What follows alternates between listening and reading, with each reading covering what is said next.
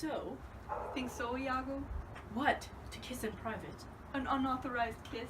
Or to be naked with a friend in bed, an hour or more, not meaning any harm? Naked in bed, Iago, and not mean harm? It is hypocrisy against the devil, that they mean virtuously and yet do so. The devil that virtue tempts, and they tempt heaven. If they do nothing, 'tis a venial slip. But if I give my wife a handkerchief, What then? why, then 'tis hers, my lord, and being hers, she may, I think, bestow it on any man. She is protectress of her honor, too. May she give that? Her honor is an essence that's not seen. They have it very oft that have it not, but for the handkerchief. By heaven, I most gladly have forgot it. Thou saidst, oh, it come o'er my mind, as doth the raven o'er the infectious house, boding to all, he had my handkerchief. Aye, what of that? That's not so good now. What, if I had said I had seen him do you wrong, or heard him say, as knaves be such abroad, who having by their own importunate suit, or voluntarily dotage of some mistress, conceived or supplied them, cannot choose, but they must blab. Hath he said anything? He hath said, my lord, but be well assured, no more than he'll unswear. What hath he said? Faith, that he did, I know not what he did. What? Lie With her. with her, on her, what you will. Lie with her. Lie with her? We say lie with her when they belly her. Lie with her sounds, that's fulsome. Handkerchief, confessions, handkerchief. To confess and be hanged for his labor. First to be hanged and then to confess. I tremble at it. Nature would not invest herself in such shading on passion without some instruction. It is not words that shake me thus. Pish, noses, ears, and lips. Is it possible? Confess, handkerchief, oh devil.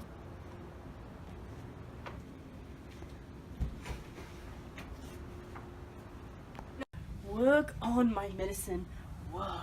Thus credulous fools are caught, and many worthy and chaste dames even thus, all guiltless me to reproach. What ho, my lord, I say, Othello! How now, Cassio?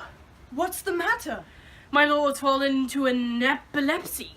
This is his second fit. He had one yesterday. Rub him about the temples. No, forbear. The lethargy must have his quiet course. If not, he foams at mouth, and by breaks out to savage madness. Look, he stirs. Do you withdraw yourself a little while? He will recover straight. While he is gone, I will on great occasion speak with you. How is it, General? Have you not hurt your head? Dost thou mock me? I mock you not! By heaven, would you bear your fortune like a man? A horned man's a monster and a beast.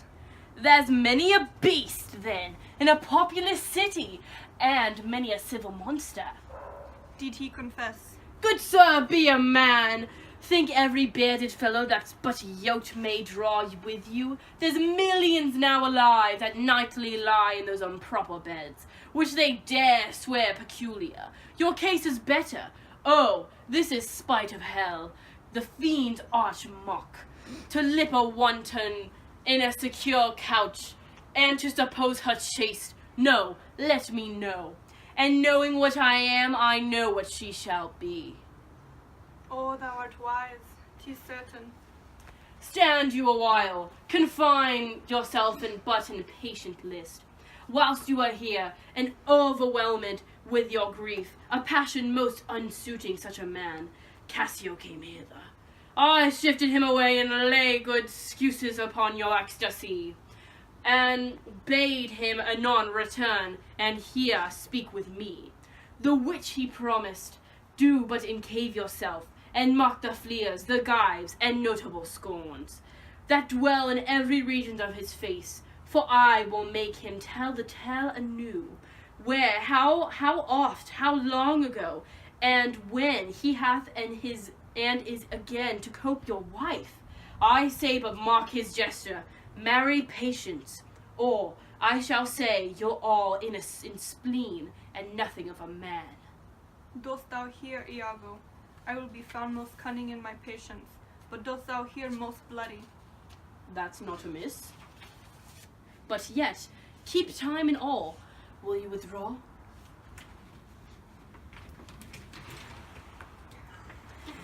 Now, will I question Cassio of Bianca, a huswife, that by selling her desires, buys herself bread and clothes. It's a creature that dotes on Cassio, as 'tis the strumpet's plague, to beguile many and be beguiled by one. He, when he hears of her, cannot refrain from the excess of laughter. Here he comes. As he shall smile, Othello shall go mad, and his unbookish jealousy must construe poor Cassio's smiles, gestures, and light behaviors quite in the wrong. How do you do, Lieutenant? That you give me the audition, whose wants even kill me. Ply Desdemona! Well, and you are sure on it. Now, if the suit lay in Bianca's power, how quickly should you speed? Alas, poor caitiff! Look how he laughs already. I never knew woman love man so. Alas, poor rogue, I think face she loves me. Now he denies it faintly and laughs it out. Do you hear, Cassio? Now he importunes him to tell it over. Go to, well said, well said. She gives it out that you shall marry her. Do you intend it? Do you triumph, Roman? Do you triumph? I marry? What? A customer? Prithee, bear some charity to my wit. Do not think it so unwholesome. So. They laughed at wits. Faith, the cry goes that you will marry her. Prithee, say true. I am a very villain else. Have you scored else? Well, This is a monkey's own giving out. She is persuaded I will marry her out of her own love and flattery, not out of my promise. Iago beckons me. Now he begins the story. She was here even now. She haunts me in every place. I was other day walking on the sea bank with certain Venetians, and thither comes the bauble and follows me thus about my neck. Crying, oh dear Cassio, as it were, his gesture imports it. So hangs and lows and weeps upon me, so shakes and pulls me. Now he tells how she plucked him to my chamber. Oh, I see that nose of yours, but not the dog I shall throw it to. Well, I must leave her company. Before me, look where she comes. Another for you, marry a profound one. What do you mean like this of haunting me? Let the devil and his dam haunt you. What did you ever mean by that same handkerchief you gave me even now? I was a fine tool to take it.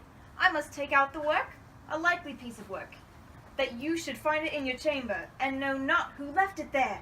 This is some minx's token, and I must take it out to work. There, give it to your hobby horse. Whoever so you had it, I'll take out no work on it. How now, my sweet Bianca? How now? How now? By heaven, that should be my handkerchief. If you'll come to supper tonight, you may. If you will not, come when you are next prepared for. After her, after her! Faith I must, she'll rail in the streets else. Will you sup there? Faith I intend so.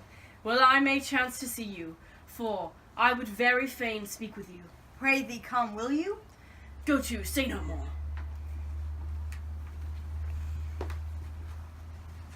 How shall I murder him? Iago. Did you perceive how he laughed at his vice? Oh, Iago. And did you see the handkerchief? Was that mine? Yours by this hand, and to see how he prizes the foolish woman your wife. She gave it him, and he hath given it to his whore. I would have him 9 years a killing.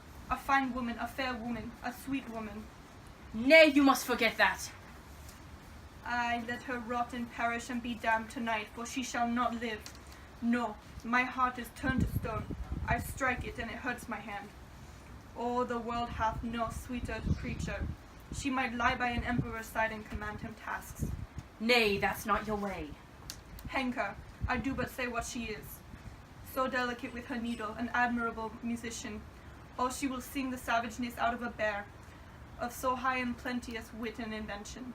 She's the worse for all this. Oh, a thousand times, and then of so gentle a condition. Aye, too gentle. Nay, that's certain. But yet the pity of it, Iago. Oh, Iago, the pity of it, Iago. If you are so fond of her, over her iniquity, give her patent to offend, for if it touch not you, it comes near nobody. I will chop her into messes, cuckold me, Oh, 'tis foul in her. with mine officer. That's fouler. That's... Get me some poison, Iago. This night I'll not expostulate with her lest her body and beauty unprovide my mind again. This night, Iago. Do it not with poison. Strangle her in her bed. Even the bed she hath contaminated. Good, good. The justice of it pleases. Very good. And for Cassio, let me be his undertaker. You shall hear more by midnight. Excellent, good.